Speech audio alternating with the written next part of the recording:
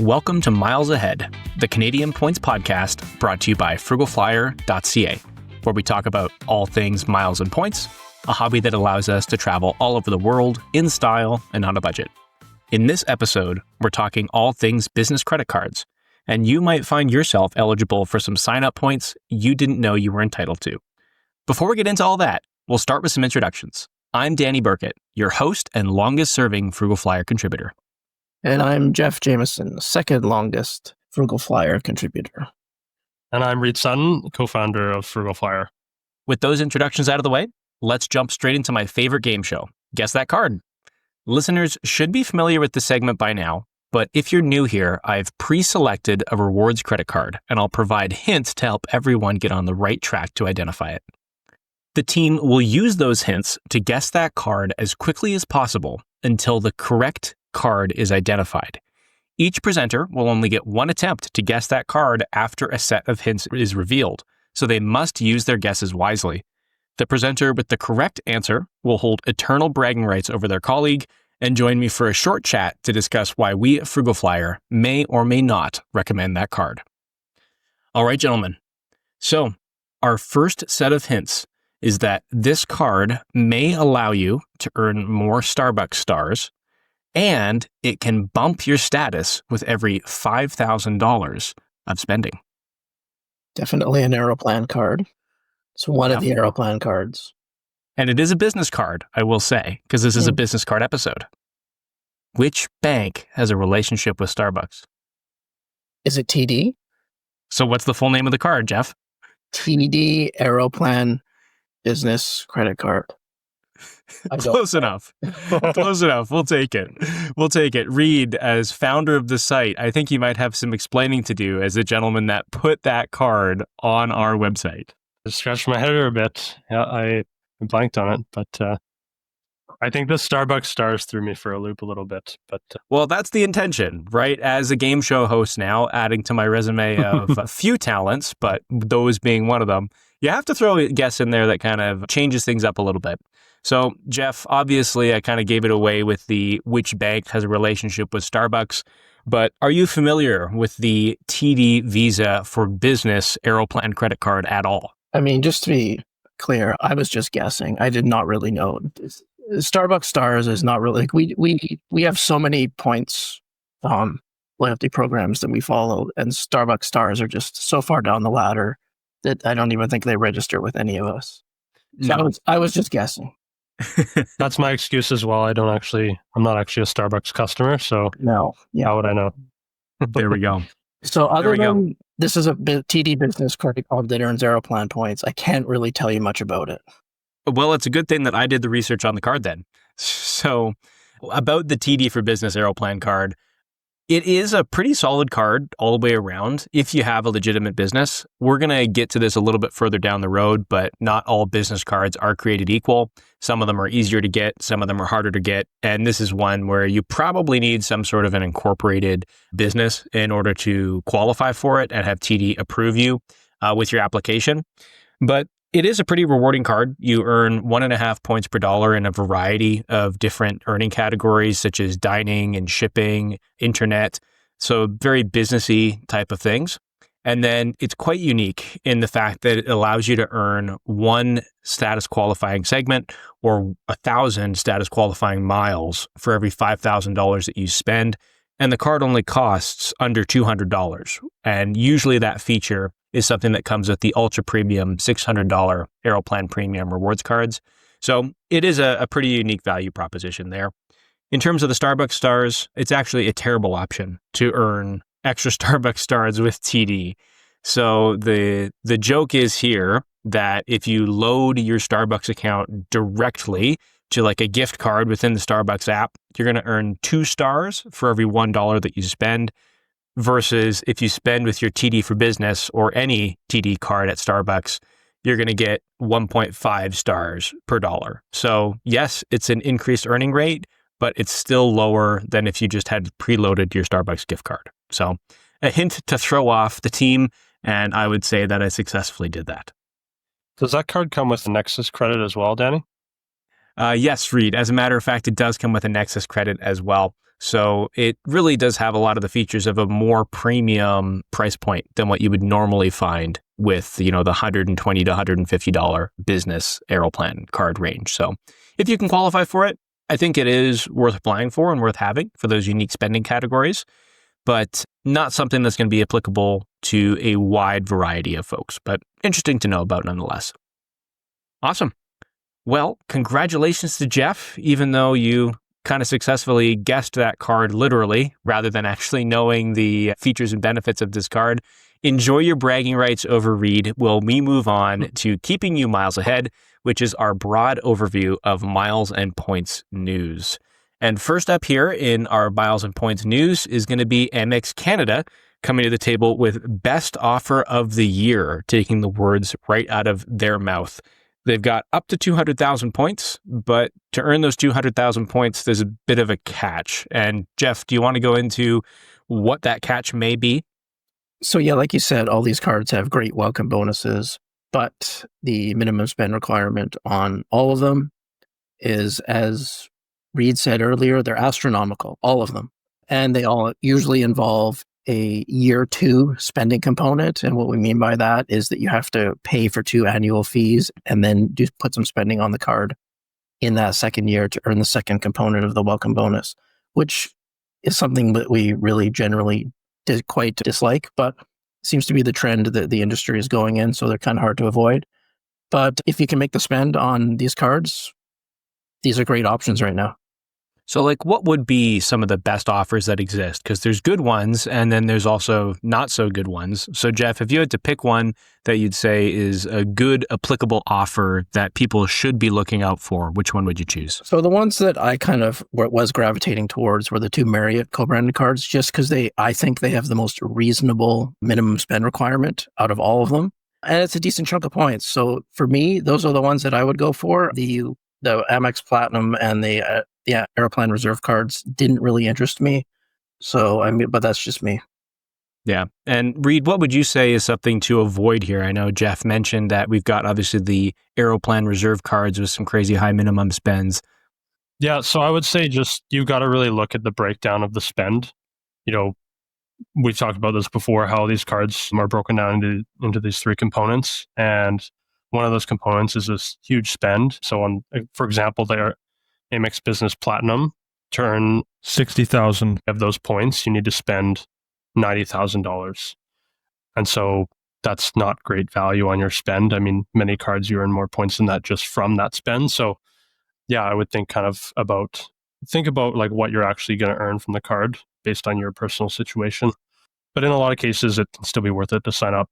If you can meet the first component of the spend and you're going to keep the card, you might still earn quite a few points that you'll be able to use towards a great redemption. So, yeah, I mean, even if you don't complete the huge $90,000 minimum spend on that Canadian Amex Business Platinum, you would still end up with 140,000 points if you could spend $15,000 in the first 3 months.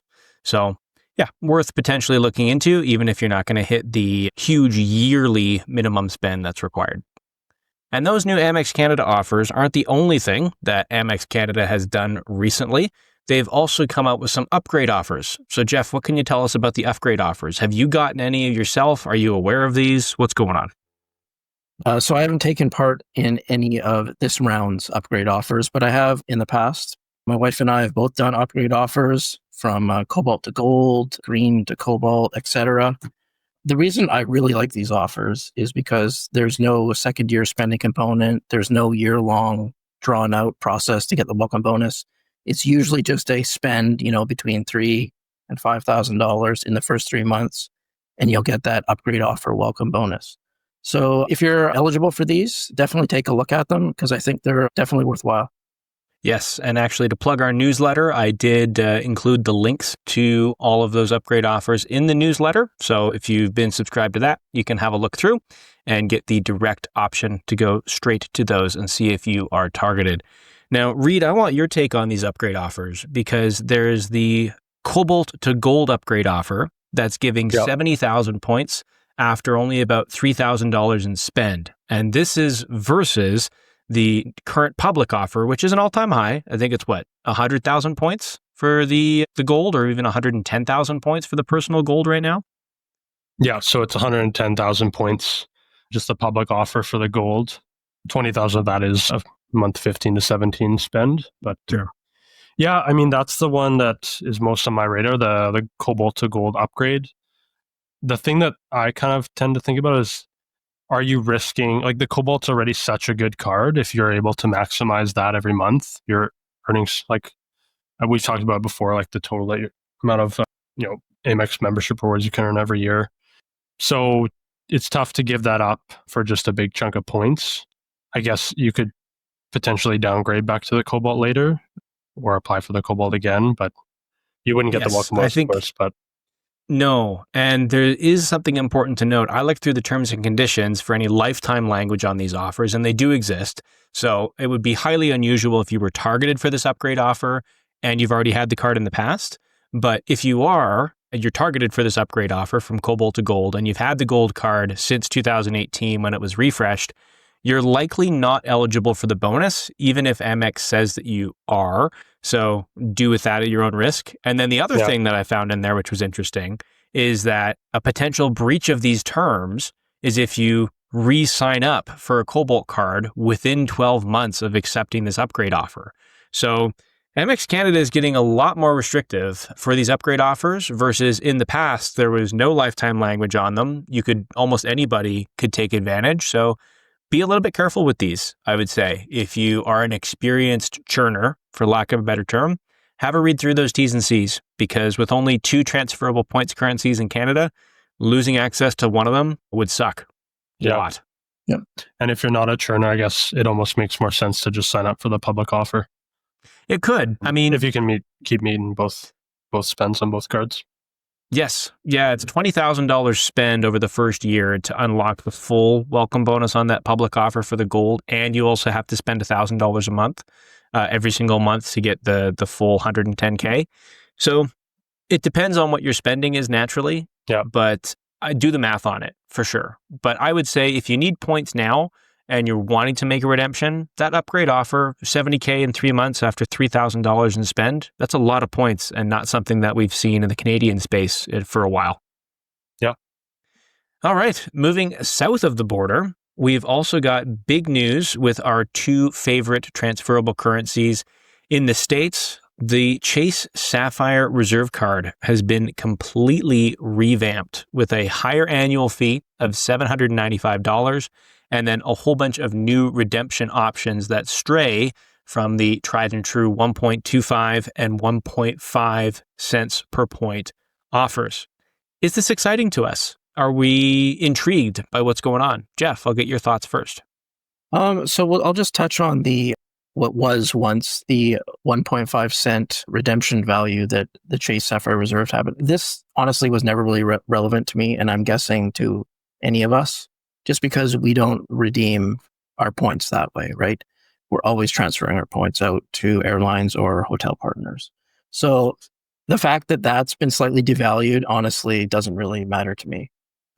The card itself, the annual fee went way up. There's a whole bunch of new, what we call coupons, which are monthly, quarterly, bi-yearly, and yearly credits.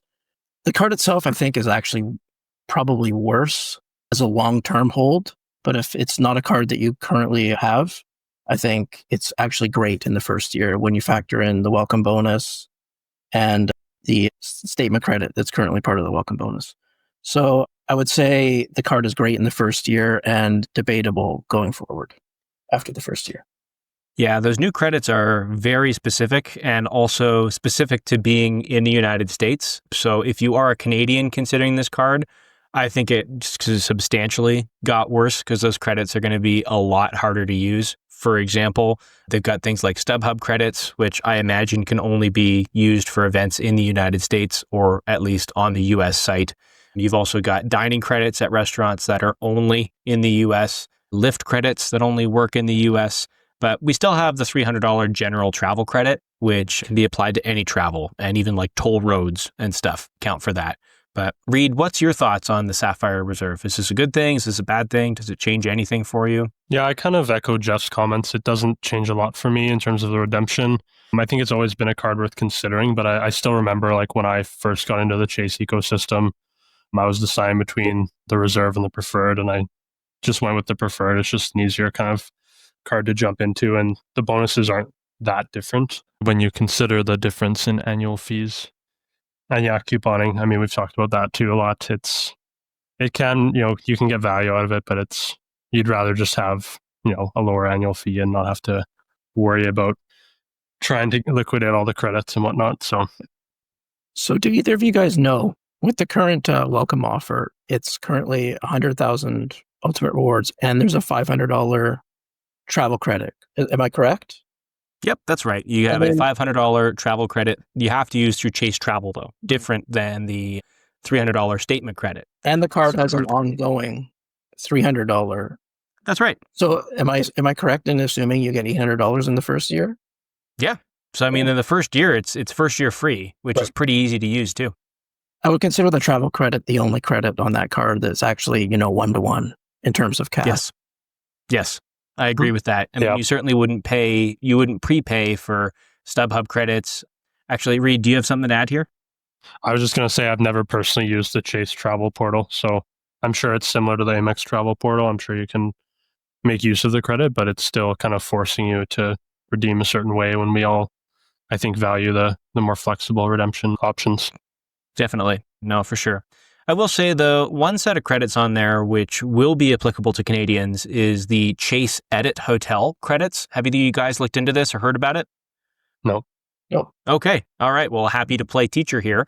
So basically, Chase The Edit is their version of American Express Fine Hotels and Resorts. And for anybody listening who doesn't know what American Express Fine Hotels and Resorts, or Amex FHR, so I can save my voice and repeating that over and over again. With Amex FHR, it's a travel portal for super luxury hotels that are usually somewhere between $300 and $1,000 a night. And you're going to get benefits such as free breakfast, even if you don't have elite status, early check-in, late checkout, and most importantly, a dining credit or a spa credit. And Chase has basically launched this The Edit, is what they're calling it. And it does the exact same thing as Amex FHR. Part of the Sapphire Reserve is that you get $500 a year in credits towards that are split up every 6 months. So from January to June, or all the way through June, you would get $250 to use at the Edit. And then for the rest 6 months of the year, you get another $250. That sounds good on the surface, but it's only valid for 2-night bookings. So the chances that you're going to have $0 out of pocket, not super great. However, the one thing they have said with this new points boost feature that's going to be evident in these Sapphire cards is that the Edit is always going to be at 2 cents per point. So essentially what that means is if you can find a $500 hotel stay somewhere for 2 nights, you can use your $250 The Edit credit, and then you have 12,500 Chase Ultimate Rewards to redeem against the other $250. So you're basically paying like 6,750 points per night to stay at a super luxury hotel with breakfast, early check-in, and late checkout, which I'm actually kind of excited by. I think this could unlock some super unique redemption opportunities at boutique hotels that we wouldn't normally stay at. You're selling me on it, Danny. I was a car salesman for a few years, so maybe the used car salesman in me is coming out again. I don't know if I love the name. It's kind of awkward, but I like the product that you're describing. So I do like the way that the Edit credit rolls off the tongue. So yeah, I think that the Edit credits are going to be useful. So if you use $500 of them every year and your points at 2 cents per point, and then you also have your $300 travel credit, if you like luxury hotels, you're going to be doing some of that anyway, and you need more hotel redemption options, I'm intrigued by it. I think it could be really cool. And then the last piece of news that we have, also from south of the border, American Express US is hyping up a refresh of their Platinum card. And I have a sinking feeling that this is going to be the first credit card with an annual fee that includes 4 digits. What do you guys think? More coupons? way more coupons. Yeah. I mean, Amex is the grandfather. I would say that Amex is the godfather of couponing, if I do say so myself. Yeah, I mean, we don't have, like you said, many details yet. I would just say I'm a little nervous because those cards are already pretty good. And yeah, hopefully it's not too much worse because things tend to get a little worse with these refreshes time. Any thoughts from you, Jeff? Yeah, I'm going to say they might go with the $9.95 annual fee, just because. Yeah, I agree. The painless Abraham Lincoln. Yeah, I think there's just something about being over $1,000 that some cars, even the Amex Platinum, just may not want to go quite yet. Yeah. No, I mean, 4 figures could be pretty nasty, but I will call out myself publicly here and say that if it's a $9.95 annual fee, I am going to say that that's a 4-figure. Well, when you convert it to Canadian, then boom, we already have a 4-figure credit card fee. Over, so. Yeah. Depending on what's going on in the world with conversion rates, we've had 4-figure annual fees in Canada for quite some time for all of us maximizers. My only tip here is that Amex US is usually quite good at sharing benefits of a new card with existing cardholders.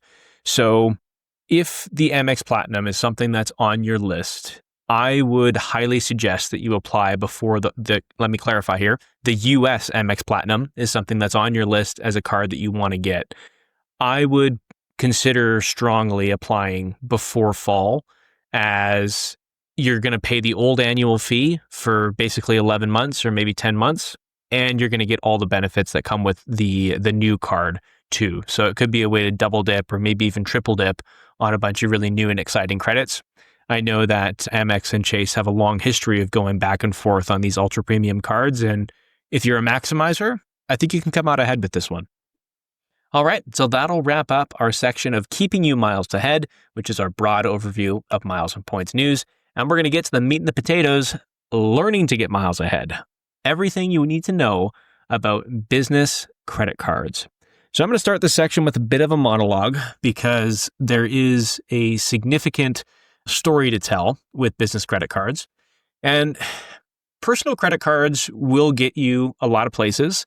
For example, if you sign up for every single Aeroplan, Avion, Avios, Asia Miles, or Amex membership rewards earning credit card, you are going to accumulate roughly 600,000 airline miles, or at least some points that can be converted into airline miles along with all the airline miles that you earned. If you add in a significant other, a player 2 as we affectionately call them, your balance will easily exceed 7 figures. So personal credit cards can get you a long way. However, the business credit cards still have a place, because if you signed up for every single business credit card in Canada that falls into the same categories as above, earning airline miles or points that be converted into airline miles, you would earn an additional 350,000 airline miles or points, and that's just for one person. So there's very easily 2 million airline miles available in the Canadian market right now for a single house or for a household of 2 to earn. And with those extra 350,000 airline miles, I'd like to hear from my co-presenters on what could we potentially use 350,000 airline miles for. Yeah, I mean, really, what can't you do with 350,000 airline miles? I know we've talked in the past about, a bit of inflation, or I guess inflation that's happened with the market, but 350,000 is still a huge number. And you can pretty much fly anywhere in the world in business class, or even in some cases first class, in some cases multiple times for 2 people with that number. So, and you can stretch that even further if you're looking at flying, on domestic flights, short haul flights, or, flying in economy or premium economy. So just for some specific examples, you could fly business class to Spain, to Madrid, on Iberia using Avios for 40,500 points each way in business class. So you could go round trip with your partner 2 times with that 350,000 points, or 4 times by yourself. Another good example we like to mention is Qatar Q Suites has a really great business class product. So you fly to a variety of different Middle Eastern destinations for 70,000 to 95,000 miles each way in business class. Any other examples you want to bring up, Jeff? Yeah, I mean, although Reed just talked about flights, also do remember that you can transfer these points to hotels as well. And you know that Mm-hmm. 350,000 points, that'll get you like maybe a night and a half at a really nice Marriott or Hilton these days. All sarcasm ever present there, Jeff. Yeah. Let's keep it clear for our listeners. I'm only kidding, but there still are some pockets of value if you do want to transfer to a hotel partner. So that's something to keep in mind as well. Yeah, no, you could have some excellent flights and some excellent hotel stays. So those are some pretty good reasons why you'd want to sign up for business credit cards. However, there are some common myths and concerns around signing up for business credit cards, and we're going to go full Mythbusters with Jamie and Adam. Throwback to any millennial who watched the Discovery Channel. You're probably thinking that you're not eligible for a business card as one of the most common myths that we see when people are talking about getting into the business card space. And I'd like to start with what the definition of a business is that makes you eligible to sign up for a business credit card. So Jeff, can you kind of go over at a high level what that definition might be? Yeah, so I think many people might have a business without even realizing it. It can be anything from selling items at the farmer's market every weekend to doing online services to doing crafting. Basically, anything that you can do to earn money on the side can be considered a business, and you can use that business revenue towards opening a credit card and putting some spend on it. The business doesn't even have to make money.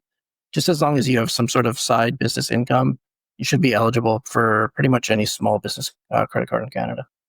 Yeah, and Reed, there's even some things like the banks don't specify a lot of things about your business, and what might they not particularly care about? Yeah, so the banks don't really specify what stage your business needs to be at, whether it needs to be profitable, whether it needs to have a physical location or be of a specific type. So I think a lot of people think business, they think, a fully fledged corporation or physical business. But there's a lot of just general business like activities that Jeff mentioned that would qualify you as a business. And those would fall under something called the sole proprietorship, which is just kind of a self-declared business that, anyone can kind of participate in. Yeah, and we're going to get into a little bit later what to put on your business credit card application, but it's not uncommon to apply for a business just as your first and last name. So your credit card would literally just have your first and last name as the owner of the credit card and the first and last name of the business. So it does look a little bit funny, but it's just got your name twice on the front of the credit card. The next myth that we want to bust is that business credit cards say I can only spend on them with business-related purchases. My business doesn't have any or very little business expenses, so I won't hit the minimum spend because I'm not allowed to put purchases on it. What's our actual experience with this? I would say it doesn't really matter, at least from a legal standpoint. Almost all business cards are secured personally by your personal income. So I don't see any legal reason to be worried about what types of purchases you put on the card. And if you don't have a very established business with a whole bunch of spend that you need to put on a card, there's really no issue to just put your personal spend on your business card. I know all of us do that. Yeah, and I think it is worth mentioning that it will usually be stated in the terms and conditions of your whatever credit card you hold that all spending must be business related. So in the rare instance that you may be asked to provide some documentation to the bank showing that all your spend is business related and you can't provide that, your account may be at risk. That's just one thing to keep in mind. The chances of that happening are extremely minimal, but could happen. Yeah, I've never personally heard of anybody getting in trouble for putting more spend on a credit card. Just as actually a personal anecdote, when I got my business platinum at first, I had somebody from Amex Canada email me and say, hey, you're not spending enough on this card. Are there any extra expenses you could shift from a Visa or a MasterCard so that they didn't say this explicitly, but what they're going for is they wanted more interchange fees. They wanted more swipes. So it's in the bank's best interest to allow you to spend on this card. And yes, it's in the terms and conditions, but as we know in Miles and Points, there's many terms and conditions that are just not enforced. So until that day comes We will be the first to let you know, but until then, spend happily, even if it's not a business-related purchase. All right. So those are our two big myths that we wanted to cover to get you more comfortable with the idea of business credit cards because, hey, there's about 350,000 reasons why you should be looking into them. But the next step we wanted to go over is how to apply for a business credit card because it's not quite as straightforward as a personal application where you have your basic information that you put in and then you press submit and hope that everything goes well. We've got a few extra categories here. So Reed, when we're talking about applying for a business credit card, they're going to ask you for revenue. If you do have a business that's just a couple garage sales per year to clean out your house, what would you put for revenue in that case? Probably $50 or $100, whatever my sales were. I would just be honest about what your revenue is. And that kind of builds off our Mythbuster from above or from before. There isn't a stipulation that you have a business that's at any particular revenue or any particular stage. So, and because you're qualified based on personal income as well, I've definitely put 0 before and been approved for business card applications. So yeah, I would just be honest. And yeah, I wouldn't worry too much if you don't have a bunch of revenue. Okay, that's good advice. And then Jeff, what about years in business? That's another thing that the application is going to have on it. What have you put in the past and what would you put normally? Yeah, I think what Reed said applies to this as well. Just be honest. If it's your first year, just say first year. There's no requirement for your business to have been established for a long time. It can just be a brand new business that you are starting up and you want a credit card for it. And it's as simple as that. So those first two questions, what to put for revenue and what about the years in business to put on your application, apply to all banks, but Amex is going to be considerably easier to start with. However, there's a lot of business credit cards from RBC, TD, and also CIBC that offer airline miles in the form of Aeroplan points or Avion rewards. They are a little bit more sticky though, and there's a few extra hoops to jump through. So Jeff, I know that you've applied with a business number before. Can you tell us about your experience with that? Yeah, so this was when I applied for TD and CIBC cards. They both require a business number when applying for a credit card. Business numbers are really easy to get. There's lots of services in Canada that can provide this service. It costs around $100 where you can register the name of your business, the province it's in. You'll receive a business number. You receive a business license, essentially.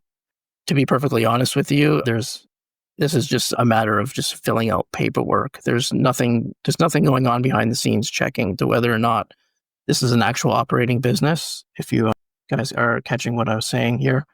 It's mostly just to have the piece of paper. That's really all the bank wants. Just so they can, fill out their little box on their form. That's really all it's for. And once you have it, it's good for, lifetime. So it was only $100. So I felt it was worth doing at the time. Yeah, there's also what I used to do I applied for a CRA, my business number. So that's just free. You apply on the Government of Canada website. And I was able to use that for a few applications. I don't remember offhand specifically what banks, but yeah, something to kind of consider. You could try that first if you want to have the business number. And then, yeah, it's easy to get like a provincial business number as well. Yeah. So those business number offers would really be more for the traditional brick and mortar banks that just have a different process than Amex does. I mean, Amex is an online only bank. So they choose as their business model to be a little bit more flexible in that regard, whereas the brick and mortar banks are used to dealing with brick and mortar businesses. But the reality is you don't need to be a brick and mortar business to do business with a brick and mortar bank, if that makes any sense at all.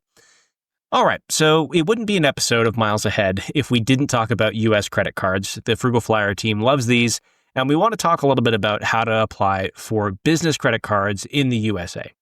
There are some significant differences between Canada, and one of the most significant differences is credit reporting. Jeff, can you tell us what's going on in that regard? Yeah, so simply put, business credit cards don't show up on your personal credit report in the United States, which is why we always recommend opening a personal credit card in the United States first, so you can start building up a bit of credit history. Once you have a bit of credit history, then you can move on to business credit cards in the United States. Yes, that is an excellent point, Jeff, that you want to make sure you open up a personal card first. But in the US, there's also something called the 524 rule. And not to get too deep into it, but Reed, can you tell us why business credit cards are good regarding the 524 rule and just a brief overview of what that 524 rule is? Yeah. So the 524 rule is a Chase rule. So it's essentially 5 is 5 card approvals and 24 represents 24 months. So in a 24-month period, you have a maximum of 5 personal approvals that you're allowed to get with Chase. So as Jeff just mentioned about business, so the way they calculate that is using your credit report. So as Jeff mentioned, that business cards don't show up on your credit report, so they don't count towards 524. So if you're at 424, you can go and apply for as many business cards as you want, and you're not going to go to that limit where you can't apply anymore. And what happens when you hit 524? Is the world over? Do all your points get taken away? Why do we care so much about 524? You can't apply for more credit cards with Chase. That's right. Yes. So Chase will stop approving you once you've applied for more than 5, once you've been approved for more than 5 credit cards within a 24-month span. So you can go crazy and get 6 Amexes in 24 months if Amex will approve you, as long as you're not interested in Chase cards. Yeah. But there are a lot of good reasons to have Chase cards. And the fact that business cards in the USA don't report or count against that 524 rule is the reason why they are so important. But to Jeff's point, you need to make sure that your first US Amex is a personal card, so you can build that credit and be approved for more things in the future. So the last thing that I want to end with this business credit card segment in the USA is how soon can you apply for a business card in the USA? Typically, you want to be about at the year mark, and I would advise applying for an American Express business card because they're going to have full access to your credit, and you're probably going to have a larger success rate by going there. There's nothing stopping you from trying other banks like Chase, but I would highly recommend starting with Amex. And there are some excellent US business cards within the American Express portfolio, which we're going to talk about right now. So one of my favorite business credit cards and my first US business credit card was the Marriott Bonvoy US business credit card. The reason why it's great is because the elite qualifying nights that it gives you stack or combine with the elite qualifying nights from a personal card. If you don't know what I'm talking about, having a Marriott Bonvoy credit card will give you credit towards status. So if you need 50 nights to be a Platinum Elite member, you can have a Marriott Bonvoy business card in the US and a Marriott Bonvoy personal card in the US, and you would start every year with 30 Elite nights. So you only have to stay 20 times in the year to get that Platinum status. The other reason why it's great is because it gives you a free night certificate every year that's worth 35,000 points, and the card only costs about $120. So it really is an excellent card in that regard. But Jeff, what are some of your favorite business cards in general? Doesn't have to be a US card. So I'm just going to quickly echo what Danny said. The US Bonvoy business card from Amex is an excellent card to have. It was the first business card I opened in the US. The other cards that I really love are the Chase Inc. cards. The reason why I really love these cards is because they have two of the 3 cards have no annual fee, and they typically have excellent welcome bonuses of usually between 90 and 100,000 Chase Ultimate Rewards, which is honestly, I still can't believe it that they offer such great welcome bonuses on a no annual fee card. It's almost unheard of, honestly. And the minimum spends on those cards are usually very reasonable. We're talking US dollars, but still only $3,000 to $5,000, which is pretty doable for most people. The only caveat I will quickly mention is that those cards don't earn the same Ultimate Rewards as some of the other ones. So you'll need a companion Sapphire card to go along with that in order to be able to redeem those points to airlines and hotels. Yeah, I agree with you, Jeff. The Chase Inc. cards are fantastic. But Reed, for our Canadians out there, considering we're recording this on July 2nd, what are some of your favorite Canadian business credit cards? Yeah, so like Jeff, I used to go for a lot of the CIBC and TD Aeroplan business cards. The offers aren't as great right now, or either the offers or the spend, but they're always worth kind of checking in with. There's a relatively new card that's also worth mentioning from Scotiabank. So the Scotiabank Passport Visa Infinite Business Card. It's very similar looking to the Scotiabank Passport Visa Infinite Personal Card. So it comes with 6 lounge passes, no foreign transaction fees. The welcome bonus is 40,000 Scene Plus points currently. It earns 1.5 points on all purchases. So that can be good or bad compared to the original card, depending on what your spending habits look like. And it has a $200 annual fee. So would I sign up for that over the personal card? Probably not, but it's an option for business owners, or if you've already held the Passport Visa Infinite and want to explore other options, worth considering for sure. I like the 1.5x on everything. I mean, Yeah. I don't think there's that many 1.5x. I could be wrong on this, but let me first clarify. 1.5 scene points on everything is the exact same thing as 1.5% cash back. Yeah. Those scene points are worth 1 cent all day long. So you're getting 1.5% cash back on all your purchases. I don't know if there's another Visa or MasterCard card out there that offers 1.5% cash back on everything, but maybe I'm wrong on that. Can you guys think of anything? There's a lot of cards that offer 1% cash back, and I know Amex has the 2% cash back card, but I don't think there's any mainstream, at least, Visa or MasterCard that gives you more than 1% cash back everywhere. So pretty unique card in that regard. Yeah. Yeah, I like it. And then I have to mention our Amex Business Platinum. This is a favorite just because of, or in Canada specifically, the Amex Business Platinum. The amount of points you get from signing up for this card is spectacular. However, you are going to have a high minimum spend. So if you're new to this and you're not so sure how you can hit that, look at our 5 ways to hit minimum spends article. And then I'm also a big proponent of Chexi. So if you are renting, or if you have a family member who's renting, you can potentially look into setting up Chexi for them and paying the small 1.75% fee that it's going to cost you to set that up and unlock potentially $1,500 or $2,000 in travel rewards. So highly worth looking into. And the Business Platinum, while it does have a huge annual fee, also gives you a huge percentage back.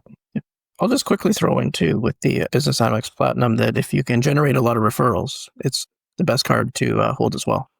Yes, an excellent opportunity to plug my article I wrote a few years ago about referral links generation and how to maximize that.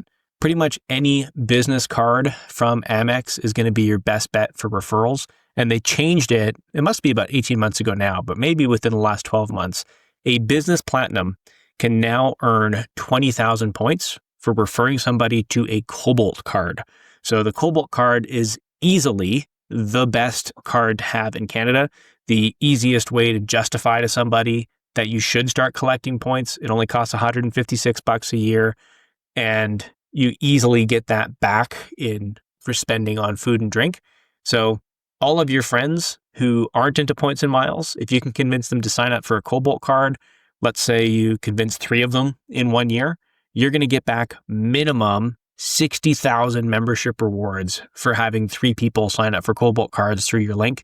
And I mean, that's worth, if you cash them out at 1 cent per point, $600. Highly wouldn't recommend doing that, but $1,200 in travel value by transferring them.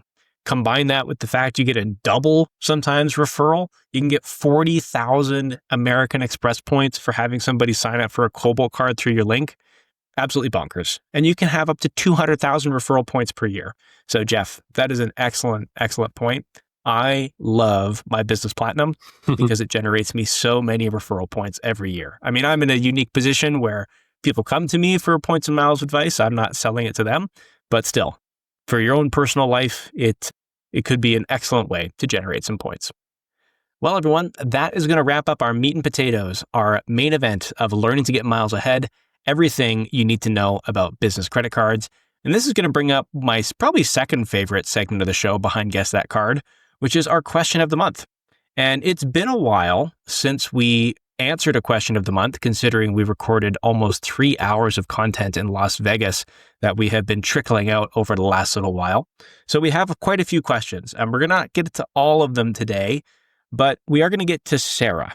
And Sarah has an excellent question and an excellent topic that I have been really wanting to bring up. So, Sarah, I thank you in advance, genuinely, for this question so that we can talk about it on the show. So, Sarah had a very long submission through our podcast form at the bottom of the podcast page, and I'm not going to read the whole thing, but basically what Sarah goes into is that she's had a few Amex cards in the past, but not a lot. She's only ever had the Platinum, the Gold, and the Business Gold. And recently, she wanted to apply for the Cobalt card, and she was denied. And Sarah was confused by this because she has an excellent credit score, over 800, and her P2 applied for the Platinum and was also declined, along with her P3, who has never churned any card in the past at any point in time, and was declined again. So that's 3 people in her circle that have recent declines by Amex, and not even necessarily for the high annual fee cards. So she's asking what's going on with Amex approvals lately. What do we need to do to get approved? Do you have any insight that would be super helpful? Well, first and foremost, Sarah, thank you for bringing this up because it's not something that we remember to talk about all the time, but Amex is getting tighter on their approvals for really no apparent reason. They seem to be annoyed with people who have signed up for lots of cards. So even if you have a great credit score, their algorithm has changed in the way that they approve people. Absolutely. And we'll never know exactly what makes an approval go through and what doesn't. But one thing that I've noticed is my referral links will open and close, and even my friends' referral links that have used my referral to sign up for a card will not be allowed to refer. I assume the only thing linking them to me is that they used my referral link, and now they're not allowed to refer to people. So Amex is definitely messing with points maximizers. And I mean, rightfully so. They don't want a whole bunch of people signing up for a whole bunch of cards and not bringing positive revenue, but they are getting more sticky. Does anybody else have anything to add on this? Yeah, I'll chime in here and just say that you're not alone. I just recently applied for Amex, one of the Bonvoy cards, and I was denied. This is a really widespread issue. It's affecting everyone. My suspicion is that Amex isn't just targeting points maximizers. I think they just don't want anyone opening that is a current customer opening additional cards. I think it might even go that far. They don't want to be handing out welcome bonuses to people that they already have as a customer. It might be as simple as that. As far as what you can do to get approved going forward, honestly, unless you guys have any ideas, I don't think there's really anything that we can do other than just simply wait it out. This is probably temporary. Who knows? Things in the credit card space are always changing. So this is likely not permanent, but could go on for a while. We don't know. In the meantime, my suggestion is just go to a bank that will approve you and get their cards. Yeah, it doesn't make a lot of sense if it's like, I had a similar experience. I got a family member that applied recently and wasn't approved. They'd never held an Amex card. I don't remember if I used a referral link. I would imagine I did, but that doesn't really make sense that they would not approve you for that reason, because what's the point of referral links in the first place? Or what's the point of referring people? But I mean, I guess for Sarah, like if the applications were all using her referral link, could try just applying straight off the site. But I don't know if that's the case or not. Mostly I would echo what Jeff said as far as waiting it out. Yeah, no, Reed makes some excellent points, and Jeff too, that if you're not getting approved by Amex, there's one other bank that has transferable points, and that's RBC. So if you're not maximizing with them already using the 190 rule, which is applying for one RBC card every 90 days, that's still working excellently. So at the 91st day mark, set an alert in your calendar, apply for another RBC card, and generally you should be approved every single time, even though the terms may have something different in there. And that's also a good point that Reed made about just applying outright rather than through a referral link. It could potentially, it's something different, right? Rather than just applying and doing the same thing over and over again. It's a good thing to try, at least. It hurts because you're not maximizing, but better to be a card holder than not be an Amex card holder, right? Yeah, and it starts the relationship, right? I mean, maybe after you get that one card, they'll be happy to approve you for more. I know my parents just signed up for the Bonvoy business cards, and they have many other Amex cards, and they were approved. So we're never going to know exactly how credit card applications work. Try different stuff. and see if that works for you. That's unfortunately the best advice that we can give, but you're not alone. People are getting declined for Amex cards, just as that's what their algorithm is doing right now. All right. And then a second question that we wanted to go over here is from Gene. And Gene, thank you very much for your email submission. You say, I'm not sure if you've already discussed this on the show, but one question I have is regarding Amex renewals. I ended up canceling a bunch of Amex card over the years, both personal and business. They include a variety like the Cobalt, the Platinum, Aeroplan cards, etc. How long do I need to wait to reapply to get the bonus? This has a very straightforward answer. Who wants to take it? Yeah, so based on Amex terms and conditions, they have lifetime language around their bonuses. So technically, you're not eligible to get the bonus again. You should taper your expectations on that and kind of not expect to get a bonus again. But we have sort of indication that Amex isn't able to pull statements from more than 7 years. So kind of off the record, I guess you can consider that after 7 years, it's definitely more likely that you would get another bonus if you apply again and haven't held that card for 7 years. Excellent. Yeah, I think that wraps it up beautifully for Gene. So that is when you should be expecting to, or that's how long you need to be waiting to reapply and potentially get a bonus. So thanks for tuning in to this episode of Miles Ahead. Don't forget to subscribe and leave a review on your favorite podcast platform. If you have any questions about the episode or anything that we talked about, be sure to leave a comment on the episode page on FrugalFlyer.ca. And if you have a question you want to get answered on air, like Gene and Sarah, you can submit it on FrugalFlyer.ca/podcast. Bye, everybody.